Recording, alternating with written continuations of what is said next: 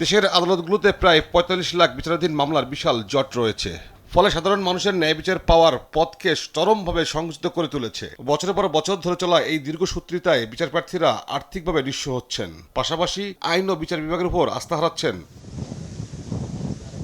এমন বাস্তবতায় ১০ জেলায় মামলাপূর্ব বাধ্যতামূলক মধ্যস্থতা কার্যক্রমের উদ্যোগ নিয়েছে সরকার। মঙ্গলবার সকালে সচিবালয়ে এই কার্যক্রমের উদ্বোধন করেন আইনমন্ত্রী মোহাম্মদ আসাদুজ্জামান।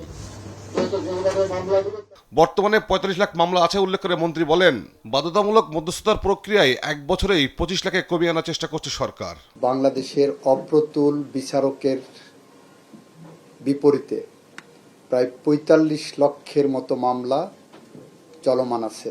২০২৫ সালের ফেব্রুয়ারি থেকে মে পর্যন্ত মামলা দায়েরের সংখ্যা ছিল ৫,৬০৫।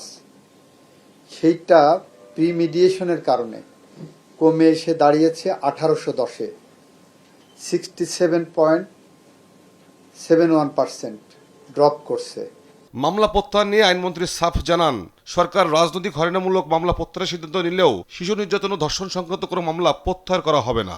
রেপের মামলা, শিশু ধর্ষণের মামলা কিংবা যৌতুকের জন্য স্ত্রীকে হত্যা করেছে মামলা, পরবর্তীতে এই সমস্ত মামলা নিয়ে এসে রাজনৈতিক কালার যদি কেউ দেওয়ার চেষ্টা করে, আমি বলেছি আমার টেবিল পর্যন্ত এই মামলা আসবে না। Come what may, political flavour যতই থাক না কেন, রেপের মামলা তাকে আদালতের মাধ্যমে নির্দোষ প্রমাণ করতে হবে। আইনমন্ত্রী বলেন, মধ্যস্থতা প্রক্রিয়ায় কোনো দুর্নীতিকে প্রশ্রয় দেওয়া হবে না। এক্ষেত্রে সরকার জিরো টলারেন্স নীতিতে রয়েছে।